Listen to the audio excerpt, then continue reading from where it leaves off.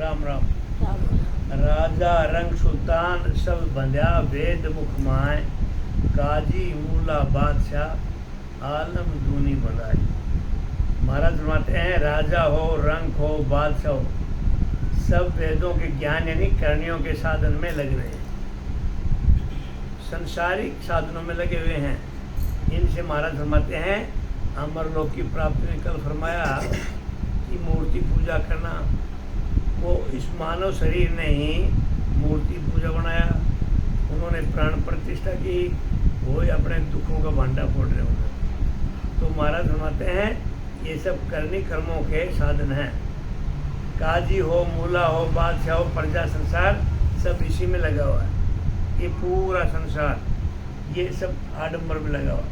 3 लोक 14 भवन, जहाँ तहाँ हुए बखान, पवन पानी धरतरी, बंदी वेद प्रमाण। महाराज फरमाते हैं 3 लोक 14 भवन में जहाँ तहाँ वेदों के ज्ञान का बखान होता है। वेदों के ज्ञान से हवा, पानी, पृथ्वी सब की जानकारी होती है, यही बंदी वेद प्रमाण है। सुखराम जी महाराज फरमाते हैं 3 लोक 14 भवन में ये वेदों का ही ज्ञान का बखान होता है, और वेदों के ज्ञान से हवा, पानी, पृथ्वी सब इनकी जानकारी होती है। महाराज फरमाते हैं अणपे ज्ञान का उसमें उल्लेख नहीं है, जिस अणपे ज्ञान से महाराज फरमाते हैं अमरलोक की प्राप्ति होती है। 3 लोक देखा सही, अर्थ निगम पद जोय, पंडित को सुखराम के सूक्ष्म वेद गौमोय। वेदों के ज्ञान से 3 लोक का ज्ञान होता है। सुखराम जी महाराज फरमाते हैं वेद शास्त्र पढ़ने से, वेदों के ज्ञान से 3 लोक का ज्ञान तो मिलता है, पाताल लोक, स्वर्ग लोक और मृत्यु लोक। इन 3 लोकों का तो साधन मिलता है, इसका ज्ञान मिलता है, यही 3 लोक को देखना है। महाराज बताते हैं हे पंडितों से पूछते हैं सूक्ष्म वेद किसे कहते हैं, वो भी तो कहो। सुखराम जी महाराज पंडितों से पूछ रहे, ज्ञानियों से।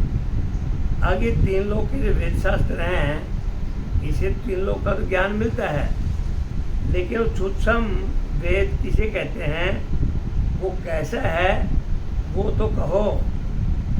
सूक्ष्म वेद वो परमपिता परमात्मा, राम, सत्सबल, कुदरत कला, वो भक्ति का नाम है सूक्ष्म, वो बिल्कुल जीना है। सूक्ष्म वेद बिन जान, आन बोले सब वाणी, कूटे सबे पराल, कूप सींचे बिन पानी, दूल्हे बिना बरात बीज, नाको बिन बायो, कवल कूक बिन नार, ब्याह करने घर ले, घोड़ी बिन आवाज तुपक बौसोर उड़ाओ, जन सुखिया बिन भेद, पंडित बके जन्म गंवायो। महाराज क्या फरमाते हैं, इसमें सब दृष्टांत दिया कि बारात में दूल्हा नहीं है, 500 आदमी की बारात हो, उस बारात का क्या महत्व है। तो महाराज फरमाते हैं सूक्ष्म वेद यानी नेचर का ज्ञान, जाने बिना जो वाणी बोलते हैं वो सब पराल कूटते हैं। पराल का मतलब बाजरा है, गेहूँ है, सब कुछ है, अब उसमें कुछ दाना वाना नहीं है, दाना तो निकाल लिया, बाकी खाली प्राण पे लट्ठा लट्ठी करना, न तो उसमें गेहूँ निकलना, न बाजरे निकलता, न गुआर निकलना, क्योंकि दाना तो निकाल दिया। उस भूसे को पीटने से, महाराज फरमाते पराल को पीटने से कुछ आने जाने नहीं है। ऐसे ही करनी कर्म का साधन है। जब तक सदगुरु विधि से भजन नहीं करेंगे, परमात्मा का सिमरण नहीं करेंगे, तो पराल को पीटने जैसा है। गेहूँ निकाल लिया, बाजरे निकाल लिया, फिर पराल को पीटते रहो दिन रात, क्या निकलना उसमें। तो महाराज फरमाते हैं सत्सबद में जब ये नेचर घट में पैदा नहीं होता है, जागृत नहीं होता है, तो पराल की तरह शरीर को धकेलना है, जिसमें कण नहीं है, अनाज तो है ही नहीं उसमें। बिना पानी के कुएं को सींचने से क्या मिलता है। महाराज फरमाते हैं कुएं में पानी नहीं है, वो कुआं किस काम का। बारात में दूल्हा नहीं है तो शादी कैसे होगी, शादी तो दूल्हे के पीछे होती है। महाराज ने दृष्टांत दिए, कुएं में पानी नहीं हो, पराल में अन्न नहीं हो, और महाराज बनाते हैं शादी में दूल्हा नहीं हो तो कैसे, बिना नाकों का बीज खेत में बो रहे हैं तो कैसे उगेगा। तो महाराज फरमाते हैं कवल कुख नहीं हो, स्त्री का ब्याह करके घर लावे तो संतान कैसे होगी। बंदूक में गोली नहीं है, शोर से खाली आवाज़ें हो रही है तो निशाना कहाँ लगाएंगे। बंदूक में खाली बारूद छोड़ो, गोली है नहीं तो बंदूक किस काम की। महाराज फरमाते हैं ये सब दृष्टांत दिए।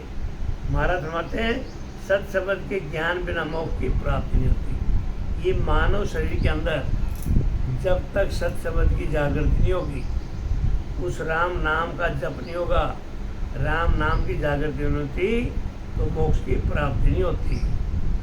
यही पंडितों को खाली बोलकर जन्म गंवाना है। ये महाराज ने दृष्टांत दिए सब।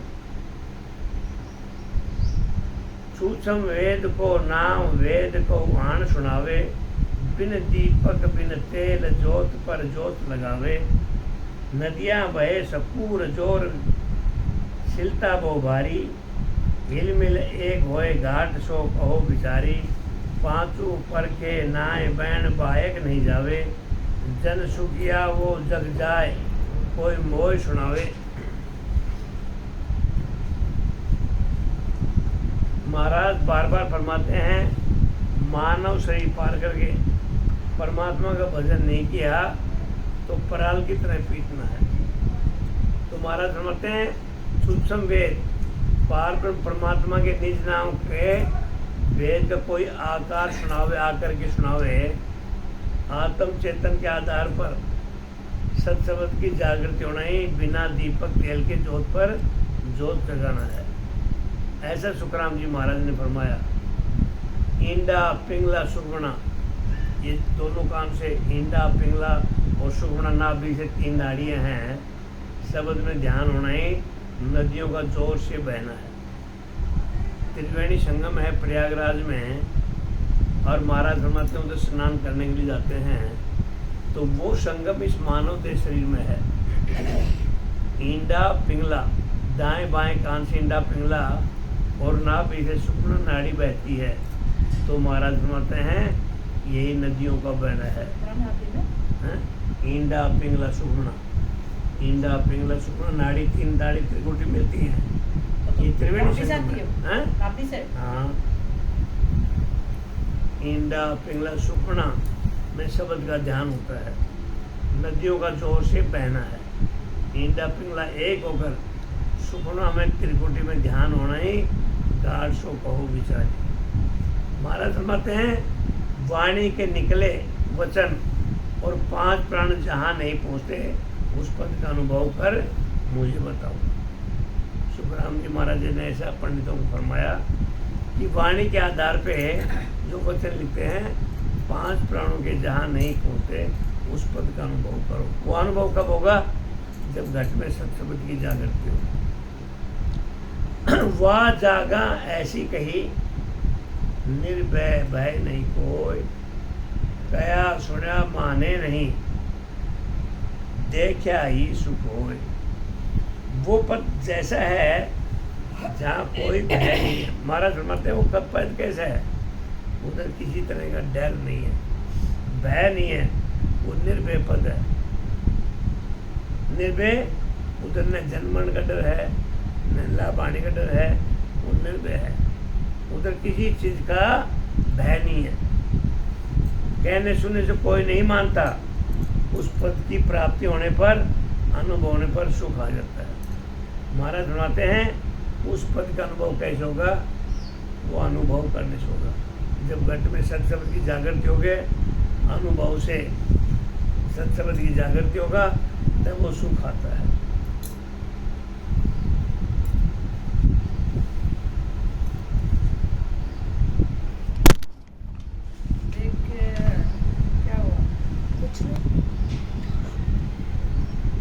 स्वर्ग नरक दोनों सुख झूठा, जुआ खेल मंडाया, जाय जीत बहुता दंड लेवे, तब सो गाठ गमाया। महाराज फरमाते हैं स्वर्ग का सुख और नरक का दुख दोनों झूठे हैं, स्थिर नहीं रहते।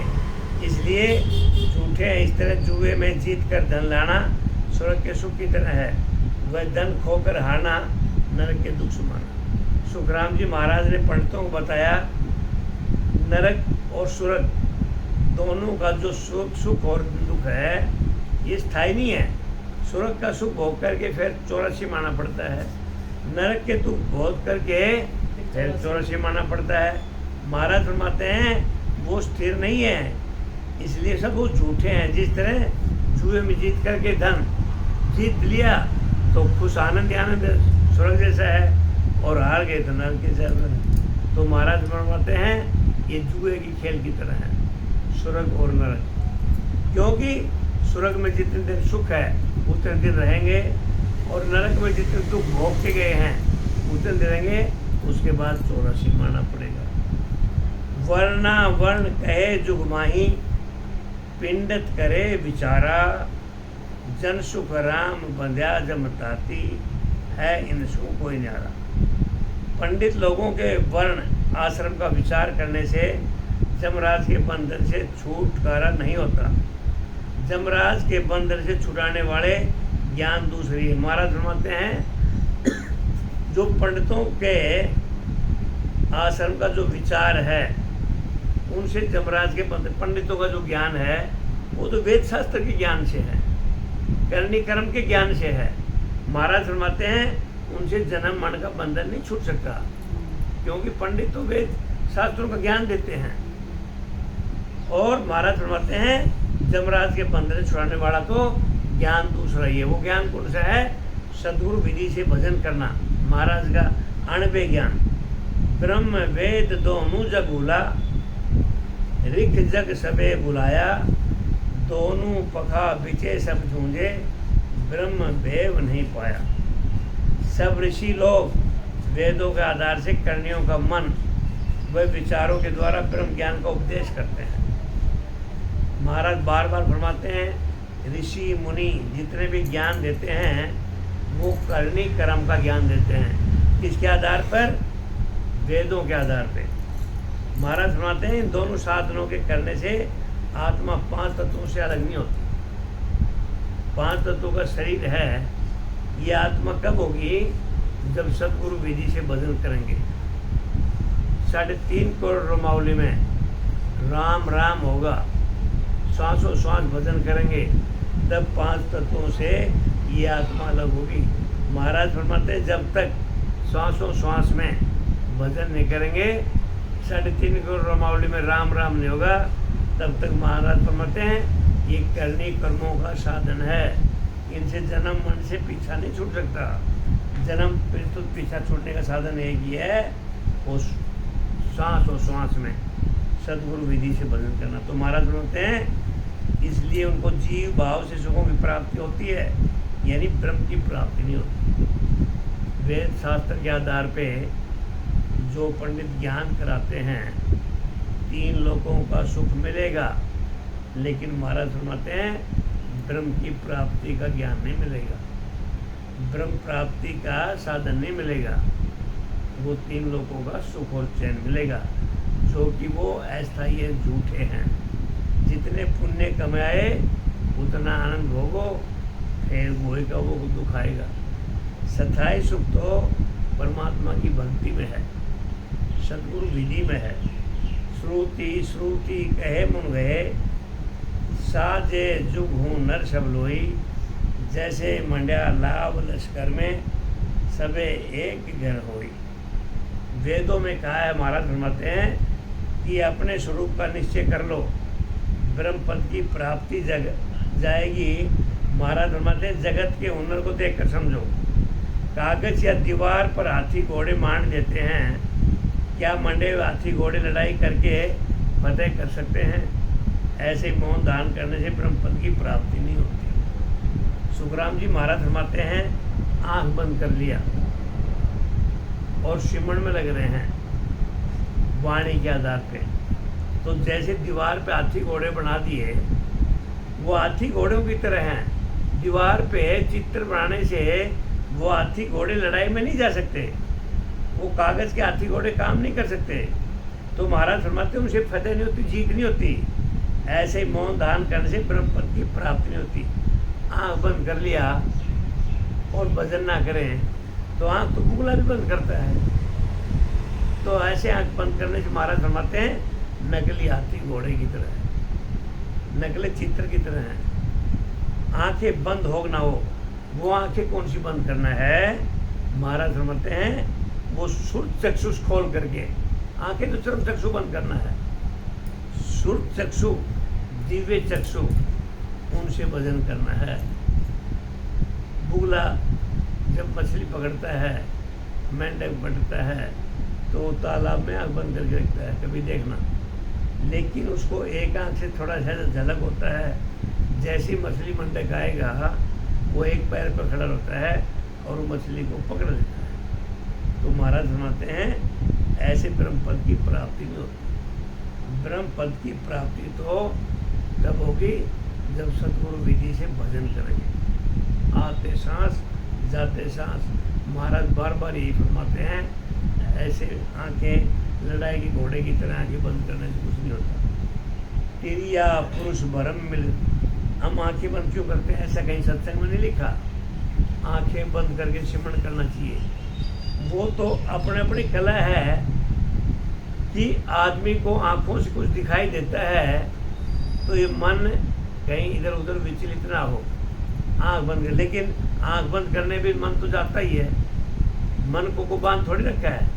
आंख खुली रखो तब भी वही बात है, आंखें बंद करो तो भी वही बात है। लेकिन आंखें बंद करने का अपने संतों का अपना ये अनुभव है। अभी आंख बंद करने से भजन की क्रिया अच्छी चलती है, एक मिनान वो ध्यान अदर रहता है। लेकिन आंख बंद करने से मन इधर उधर भटकता है।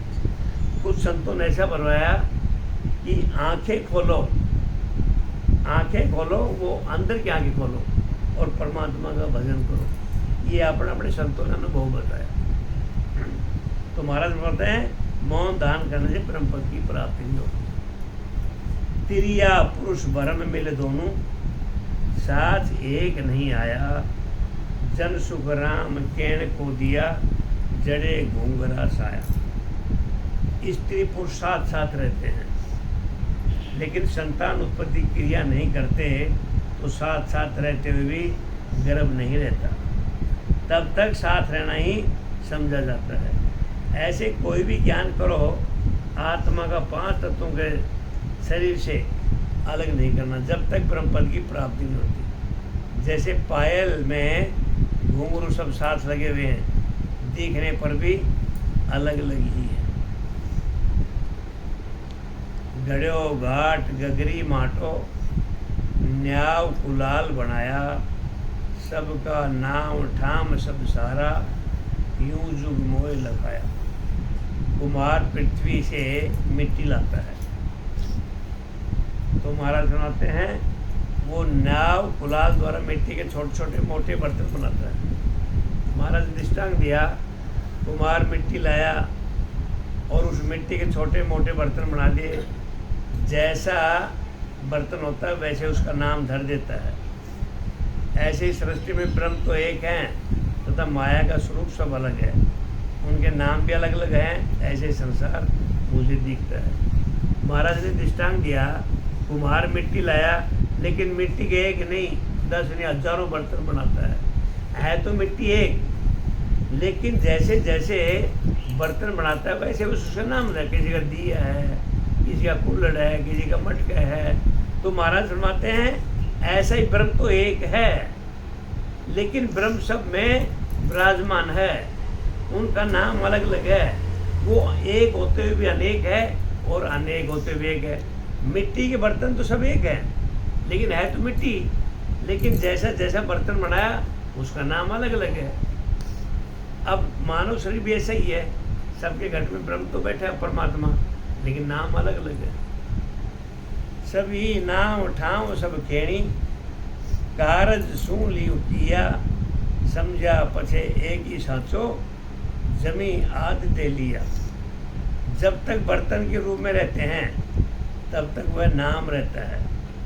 जब वो फूट कर जमीन पर मिल जाता है, जब उसका नाम मिट जाता है। इसी तरह आत्मा आकार के साथ रहती है तब उसके अलग अलग नाम हैं। आकार से अलग होने पर, ब्रह्म में मिलने पर आत्मा ब्रह्म हो जाती है। महाराज ने क्या फरमाया, मिट्टी के बर्तन, जब तक वो बर्तन नहीं टूटता तो उसका नाम है, दिया है, मटका, जो भी है।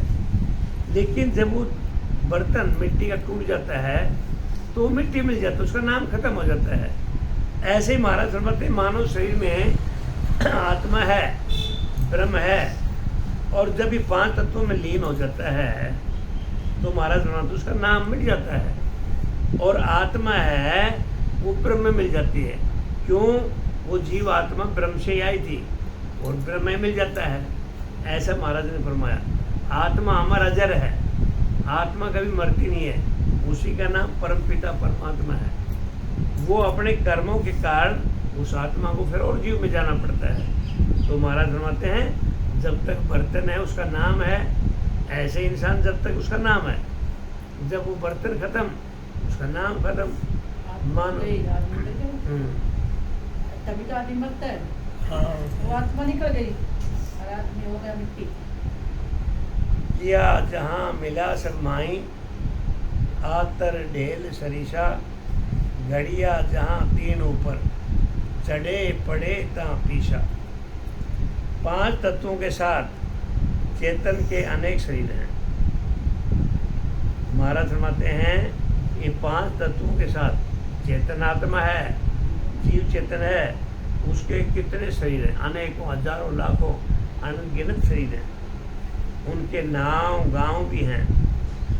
जब तक शरीर है तब तक नाम है। बार बार महाराज फरमाते हैं, ये शरीर है, जब इसमें आत्मा है, श्वासा रूपी धन है, वो राम जी की कृपा है, तब तक नाम है।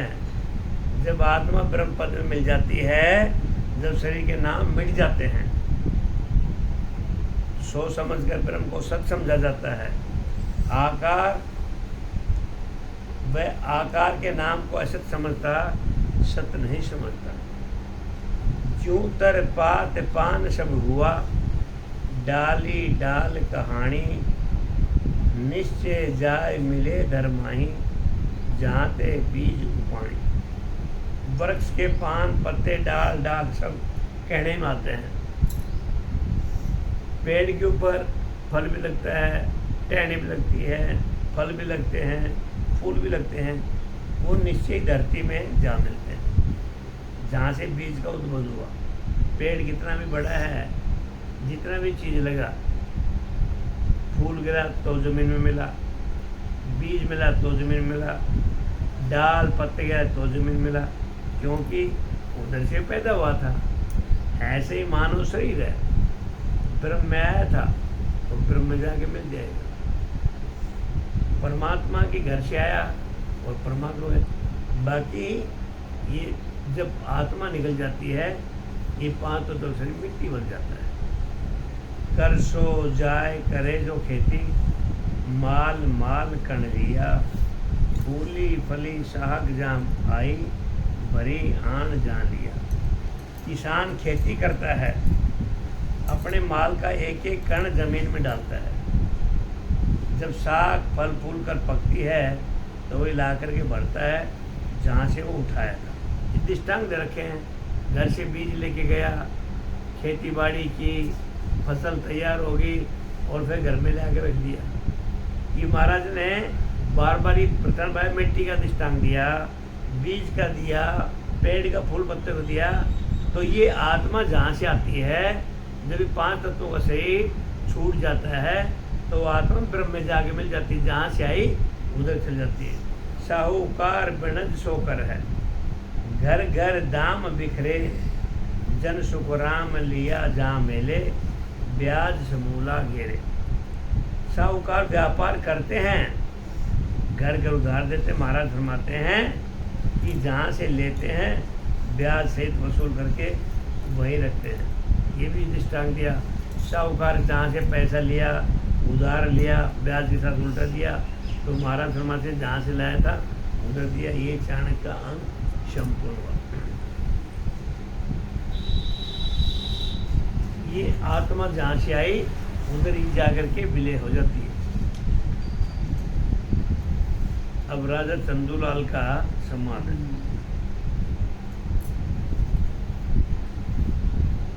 संत महाराज सुखराम जी ने शिवनी राजा चंदूलाल बूझो के थे, सात बाजू थारे बैग तो कोनी, जब संत सुखराम जी बोला। चंदूलाल महाराज ने क्या फरमाया, ये तात्या का संवाद है, चंदूलाल का है, विठल का है। वो बोलते हैं तुम तो गृहस्थी जीवन हो और गृहस्थी जीवन में साधारण वस्त्र पहन रखे हैं, तुम्हारे पास न तो वेशभूषा है, न त्रिशूल है, न कमंडल है, आप कैसे संत हैं? तो सुखराम जी महाराज राजा चंदूलाल को बताते हैं, अब भाई कपड़े पहनने से, कमंडल लेने से, तिलक छापा करने से संत नहीं बनता। संत तो तब बनेगा जब परमात्मा का भजन करेगा। बैराग किसको कहते हैं? गृहस्थी जीवन में रह करके भी राम नाम का जप करे, क्योंकि ये मानव शरीर मिला है। पहला काम तो इसलिए मिला ये 84 लाख से पीछा छुड़ाने के लिए कि तू परमात्मा का भजन कर, तेरा जन्म मन से पीछा छूट जाएगा। 84 लाख योनि में नहीं आना पड़ेगा। लेकिन हम परमात्मा की भक्ति को छोड़ करके सांसारिक धंधों में लग जाता है। मानव मनुष्य का ध्येय तो यही है, परमात्मा ने इसलिए भेजा कि परमात्मा का भजन करके 84 से पीछा छुड़ाना, मलमूत्र ना खाना पड़े, बार बार जन्म ना लेना पड़े। लेकिन क्या फरमाते महाराज, ये मानव शरीर मोह माया के जंजाल में पड़ करके संसारिक धंधों में लग जाता है और फिर उस जन्म मरण में लगा रहता है। आया था किस काम और लग गया किस काम? आया था परमात्मा की भक्ति करने के लिए और लग गया संसार रूपी धंधों में। तो महाराज फरमाते हैं, राजा ऐसा भेष हमारा। सुखराम जी महाराज फरमाते हैं, राजा चंदूलाल ने पूछा कि राजा चंदूलाल ने क्या पूछा कि थे सात बाजो थारे बेग तो कोनी, साधु जैसा तुम्हारा भेष नहीं है। जब सत सुखराम जी बोला, सुखराम जी महाराज फरमाते हैं, मेरा भेष कैसा है वो मैं बताता हूँ। राजा ऐसा भेष हमारा, भेदी जके भले विद जाने, कर्मी लखे न सारा। महाराज फरमाते हैं, राम रटे परमेश्वर प्यारा, रह कर माँ सुन्यारा। सुखराम जी महाराज ने राजा चंदूलाल को फरमाया, हे राजा, हमारा भेष ऐसा है, कैसा है? जो परमात्मा की प्राप्ति करने वाले वह भजन के भेदी हैं। हमारा भेष कैसे है? परमात्मा की प्राप्ति करने वाला और भजन का भेदी है। वो परमात्मा का भजन कैसे होता है उसका ज्ञान है, और वो भजन करके अमर लोक में जाना वो मेरा साधन है, ये मेरा भेष है। मैंने भेष कपड़ा बदलना नहीं, तिलक छापा करना नहीं, कमंड लेना नहीं, मेरा ऐसा भेष नहीं है। वो भली विधि से जानते हैं, कर्मी यानी कर्णिया कर्म करने वाले मेरे ज्ञान को सब नहीं जानते। सुखराम जी महाराज फरमाते हैं, राजा चंदू, करनी कर्म करने वाले मेरे इस भेष को नहीं जानते, क्योंकि जो करनी कर्म करते हैं वो तान की भक्ति करते हैं। हाँ, वो राम जी की भक्ति नहीं करते, वो राम जी का भजन नहीं करते। तो महाराज फरमाते हैं, वो करनी कर्म करके सब ज्ञान सब नहीं जानते, जो सदगुरु विधि से राम रचता है। महाराज फरमाते हैं, हे राजा चंदू, जो सदगुरु विधि से राम रचता है वो परमेश्वर को प्यारा है। परमात्मा को उस आदमी से प्यार है जो सदगुरु विधि से भजन करता है। आते सांस जाते सांस 21,600 सांसें बगैर राम जी के खाली नहीं जाता। वो परमात्मा उससे प्यार करता है, वह कर्मों से अलग रहता है। महाराज सुनाते हैं, उनके कोई कर्म बंधन नहीं होता, वो कर्मों से अलग है। कफनी हमें अक्षमा की पैरी, ज्ञान गूदड़ी ओढ़ी, चोलो अजब दया को गल में, कुबद कामणी छोड़ी। महाराज फरमाते हैं, राजा चंदू, मैंने अक्षमा की कफनी पहन रखी है। आदमी महाराज सुखराम जी महाराज फरमाते हैं, राजा चंदू को, मैंने क्या सी कफनी पहन रखी है? मैं कोई अपराध कर देता है तो मैं अक्षमा कर देता हूँ, मैंने ऐसी कफनी ओढ़ रखी है। मैं झगड़ा नहीं करता, मैं तेर मेर नहीं करता, मैं विवाद नहीं करता। मैंने अक्षमा माफ करने की कफनी पहन रखी है और ज्ञान रूपी गुदरी ओढ़ रखी है। मैं ज्ञान रूपी, वो ज्ञान से इतना भरपूर है सुखराम जी महाराज। जैसे गुदरी ओढ़ते हैं, सर्दी लग रही है तो गुदरी ओढ़ते हैं, महाराज फरमाते हैं मैंने ज्ञान रूपी गुदरी ओढ़ रखी है। मेरे में इतना ज्ञान है कि मेरा ज्ञान अमरलोक की प्राप्ति करा। दया का अजब चोला मेरे गले में है। महाराज फरमाते हैं मैंने दया का अजब चोला पहन रखा है। कुबुद्धि रूपी कामड़ियों को मैंने छोड़ दिया। कुबुद्धि माने बुरे काम, विषय विकार, तू तेरा, तेरी मेरी, ये कुबुद्धि रूपी कामड़ियाँ मैंने छोड़ दिया है। सुखराम जी महाराज ने चंदूलाल राजा को ऐसे फरमाया कि मैं सिर्फ परमात्मा का भजन करता हूँ। भजन मत करा, इसमें ध्यान दे। रमता संग रमू जग माही, भजन मत करा। इन मन को सिसकीना, सत्य शब्द सो गुरु हमारा, तत्व तिलक सिर दीना। महाराज फरमाते हैं श्वासा चल रही है, उस श्वासा के साथ तन मन से भजन करना। महाराज फरमाते हैं मानव रूपी शरीर में श्वास चल रही है और उस श्वास के साथ तन मन से भजन करना। देखो तन से और मन से उसमें भजन करना, एक श्वास को भी खाली नहीं जाने देना। महाराज फरमाते हैं राजा चंदू को, अब श्वास चल रही है ये मानव रूपी शरीर में, और इस श्वास में तन मन से भजन करो, एक श्वास भी परमात्मा के भजन के बगैर खाली नहीं जाने देना। रमता संग रमू जगमाई है, ऐसा उसमें रम जाओ। एक एक श्वास में राम राम का सिमरण करो। इस मन को शिष्य बना रखा है। सुखराम जी महाराज फरमाते हैं राजा चंदू को, मेरा मन भटकता नहीं, मैंने अपने मन को शिष्य बना रखा है। क्योंकि मन तो भजन नहीं करने देता, मन अपना स्वार्थ चाहता है और आत्मा परमार्थ चाहती है। कि ये मन को मैंने अपना शिष्य बना रखा है, इतना भजन करता हूँ कि मेरा मन इधर उधर नहीं जाता। यह मन आत्मा की आज्ञा में रहता है। ये मन है, ये मेरी आत्मा की आज्ञा में रहता है। जो परमात्मा सत्य है वह निरंजन निराकार ब्रह्म सत्य चेतन है। महाराज फरमाते हैं जो परमात्मा सत्य है वो निरंजन निराकार ब्रह्म सत्य चेतन है, वही तो गुरु है। अब इधर गुरु किसको फरमाया? परमात्मा को। कई कई गुरु क्या होते हैं, जैसे माजी कमलाबाई है, इस सत्संग में जिसको जोड़ दिया, इनका ज्ञान दे दिया, वो गुरु की महिमा कुछ अलग है। इधर परमात्मा सत्य निराकार चेतन है, वो गुरु है। इधर राम को संबोधित किया है, जीव चेतन को संबोधित किया है, सदगुरु को संबोधित किया है। इधर वो गुरु हैं परम पिता परमात्मा। क्या बताया? परमात्मा सत्व निरंजन निराकार ब्रह्म सत्य चेतन है, वही गुरु है। तत्व तिलक यानी सत्शब्द निरंतर पार ब्रह्म परमात्मा का निज नाम है। उसका अखंड अनुभव होना ही तत्तिलक सिर देना है। पोथी पाठ वेद सब गीता, अणबे का पट खोलूं, द्वादश मंत्र गायत्री मेरे, सत्य शब्द मुख बोलूं। केवल पद का अनुभव करके बोलना ही वेद व गीता के सबका पाठ है। महाराज फरमाते हैं मैं गीता वेद शास्त्र मैं नहीं पढ़ता, मैं केवल पद का अनुभव, वो परमात्मा केवल पद का अनुभव करके बोलना ही वेद गीता पढ़ना है। मेरी भक्ति जो राम राम का सिमरन है वो केवल पद का अनुभव करके मेरा गीता का पाठ पढ़ना है। मेरे को गीता का पाठ पढ़ने की जरूरत नहीं है, मैं सांसों श्वास सिमरन करता हूँ।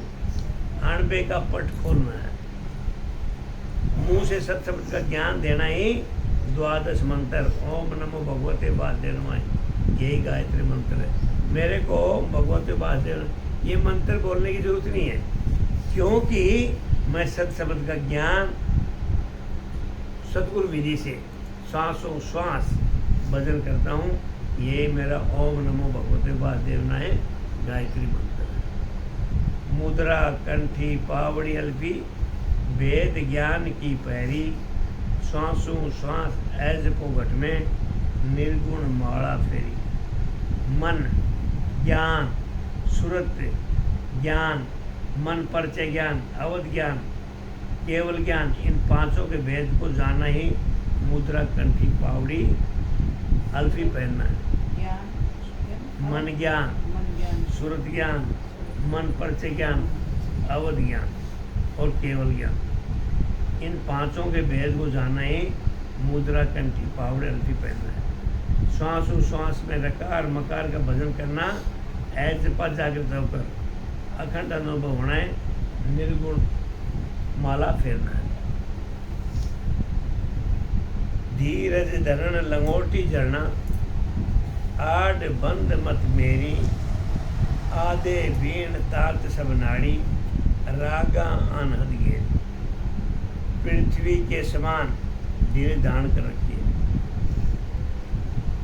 पृथ्वी इतना धीरज करती है, महाराज ने लिखा पृथ्वी के समान धीरज धारण करता। किसी ने बताया, किसी ने पूछा कि संसार में कितनी माताएं होती है, तो किसी ने जवाब दिया इस संसार में 3 माताएं होती हैं। तो गौ माता होती है, एक माता जन्म देने वाली, एक धरती माता। तो सुखराम जी महाराज ने पृथ्वी का ऐसा दृष्टांत दिया है, अगर मैं पृथ्वी की तरह इतना धैर्य रखता हूँ। देखो पृथ्वी के ऊपर कितने पाप पुण्य, नदी नाले पहाड़, कितने मकान धूम टापरा, रात और दिन काम चलता है, लेकिन धरती माता का भी टस से मस नहीं होती। इतना धैर्य है। गौ को डंडा मारे धैर्य नहीं होता, माँ जन्म देती हो धैर्य नहीं होता। तो महाराज फरमाते हैं तो विनाश हो जाए। हाँ विनाश हो जाए। तो महाराज फरमाते हैं भूकंप का उदय नहीं हो जाए। पृथ्वी के समान मैंने धैर्य धर रखा है, क्रोध नहीं आता। मैं पृथ्वी के समान धैर्य रखता हूँ। सहनशीलता की लंगोटी लगा रखी है। मैंने इतना सहनशीलता है कि मेरे अंदर को गुस्सा नहीं है। सत शब्द के ज्ञान के स्वाय मेरी बुद्धि दूसरी तरफ नहीं जाती। मेरा जो सत शब्द के ज्ञान के स्वाय मेरी बुद्धि है वो दूसरी तरफ नहीं भटकती। यही आठ बंद मेरी मत मेरी है। मेरा शरीर वीणा है, वीणा बजाते हैं। महाराज फरमाते हैं मैं अपने शरीर से एक वीणा की तरह काम लेता हूँ। वीणा को बजाते हैं, तरह तरह की धुन लगाते हैं। मैं मेरे समय शरीर से 3.5 करोड़ रमावली में वीणा की तरह काम करता हूँ। इतना भजन करता हूँ, 3.5 करोड़ रमावली में राम राम बोलता है। नाड़े सब तार हैं, नाड़ियाँ वीणा की तार हैं।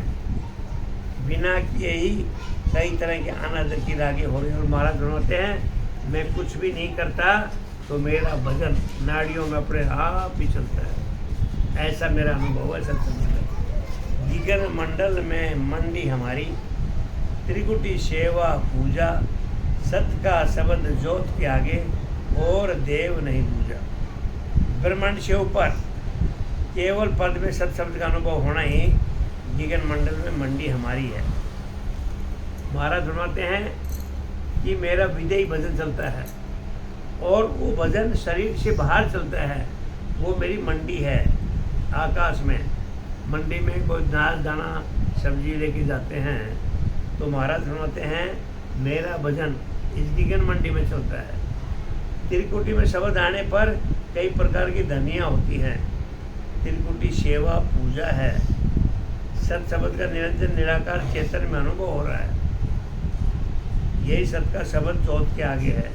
इसके सिवाय मेरा कोई देवता नहीं है। ऐसा सुखराम जी महाराज ने राजा चंदूलाल को समझाया।